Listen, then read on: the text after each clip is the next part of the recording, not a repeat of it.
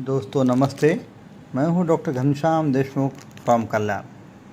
तो इसके पहले पंचकर्म के बारे में काफ़ी वीडियोस आप लोगों ने देखे हैं।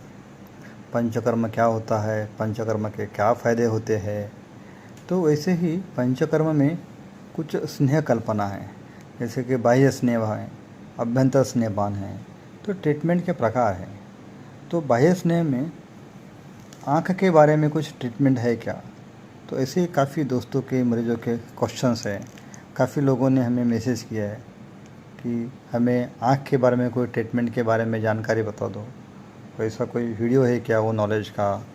तो इसके लिए ये जो नया वीडियो बनाने जा रहे हैं, तो ये specific for the I treatment.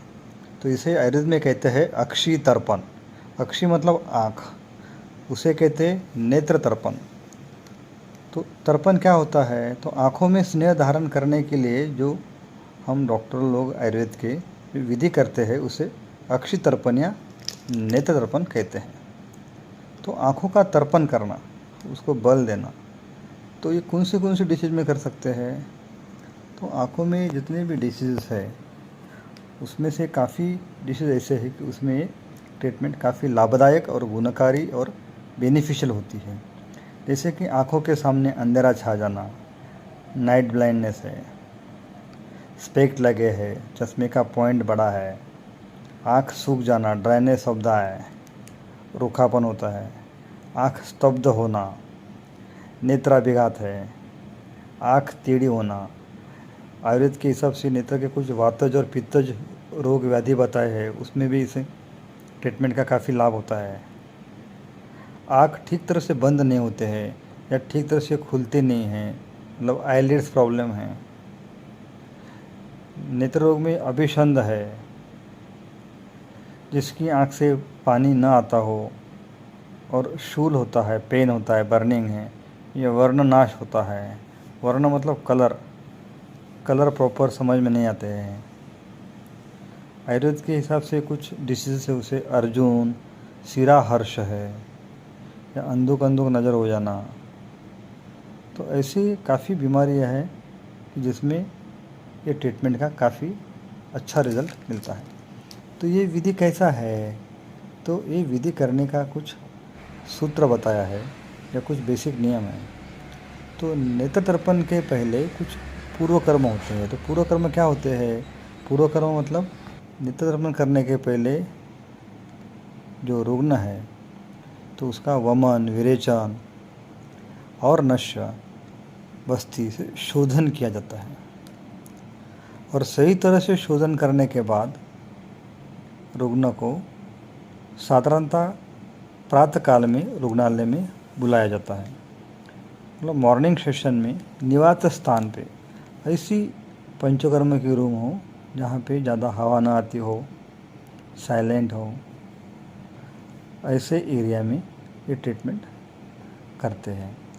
तो शया पर, मतलब जो भी मसाज टेबल है या नेत्रपन का बेड है, टेबल है, उस पर आराम से पेशेंट को लिटा देते हैं।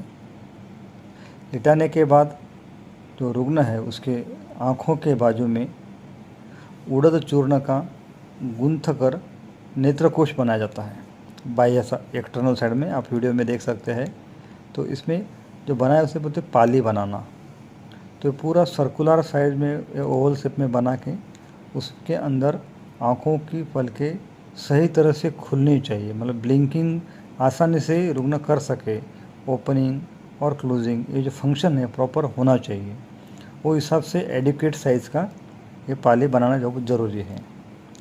नॉर्मली ये 2 से 3 अंगुल ऊंचा होना चाहिए। उसके अंदर जो भी मेडिकेटेड घी डालने के बाद लीकेज नहीं होना चाहिए, ये टूट न जाए। तो ये ऐसा बनाने के बाद उसमें सिद्ध किया हुआ घृत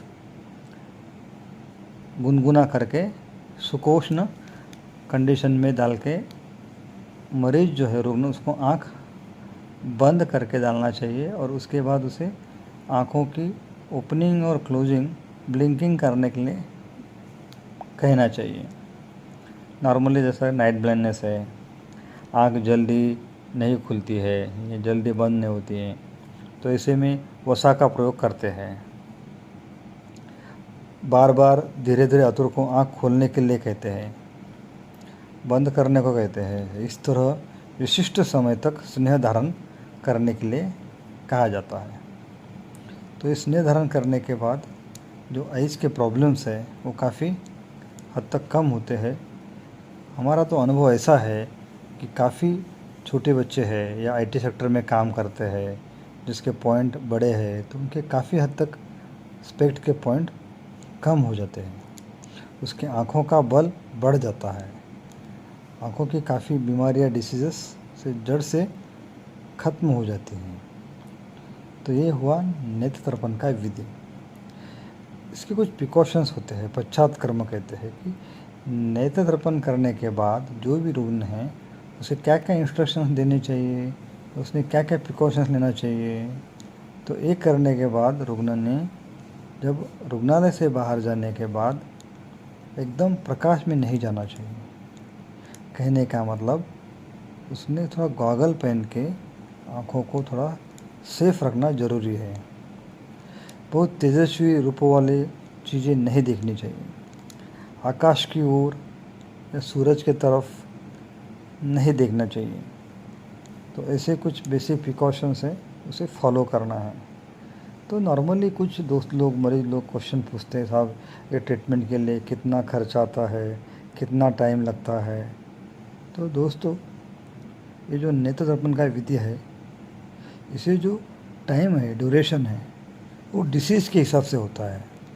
जैसे कि वात रोग है तो उसमें 100 मात्रा, पित्त रोग में या स्वस्थ व्यक्ति में 600 मात्रा।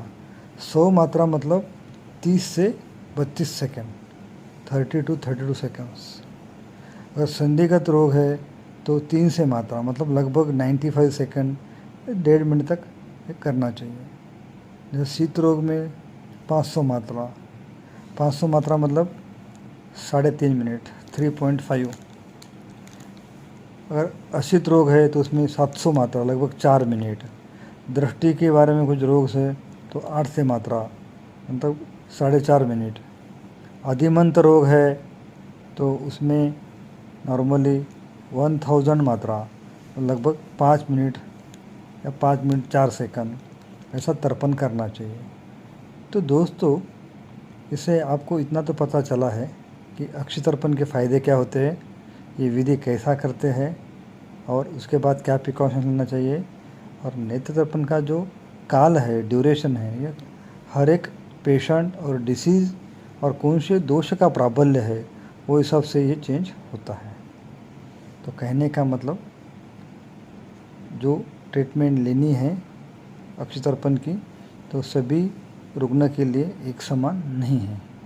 वो रुग्ण का बल कैसा है, उसके आँखों के क्या प्रॉब्लम्स है, कौन से दोष का वहाँ पे प्राबल्य है, वो हिसाब से ट्रीटमेंट में कौन सा द्रव्य यूज़ करना है और कितने समय तक देना है उसका एक चार्ट बना के देते हैं। नॉर्मली अगर वात रोग का प्राबल्य है तो प्रतिदिन अपन तर्पण कर सकते हैं। तो डेली तर्पण करने से क्या फ़ायदा होता है, जितने भी वात रोग है वो सब कम होने के या जड़ से ख़त्म होने के चांसेस ज़्यादा होते हैं। पित्त में एक दिन गैप दे के तर्पण कर सकते हैं, कफ रोग में और स्वस्थ में 2-2 दिन के अंतर से तर्पण कर सकते हैं। तो यह है तर्पण का विधि और कालावधि। तो उसके कुछ लक्षण होते हैं, सम्यक हुआ है कि नहीं, मतलब नॉर्मली हुआ है कि नहीं, तो ये कैसा पहचानना चाहिए। तो ये पहचानने के कुछ लक्षण बताए हैं। जैसे कि नॉर्मली अगर तर्पण बराबर हो गया हो तो उसकी आँख में प्रकाश को सहन करने की क्षमता बढ़ जाती है, आँखों में हल्कापन महसूस होता है, आँखों की नज़र अच्छी तरह से हो जाती है। उसके स्पेक्ट अगर चश्मा चेक करेंगे, आँखों को चेक करेंगे तो काफ़ी हद तक उसके पॉइंट कम हुआ हुआ देखा देता है। स्नेह तर्पण के बाद दृष्टि में काफ़ी बदलाव दिखता है, हल्कापन महसूस होता है और आँखों की नज़र अच्छी हो जाती है, उसका बल बढ़ जाता है। तो इस तरह से जो विधि करते हैं उसे कहते हैं अक्षि तर्पण या नेत्र तर्पण, जो हमारे doctor Deshmukh special Ayurveda panchakarma centre में नियमित रूप से काफ़ी मरीजों के ऊपर हम करते हैं। इससे काफ़ी लाभ होता है काफ़ी फ़ायदा मिलता है। दोस्तों धन्यवाद, शुक्रिया, थैंक यू।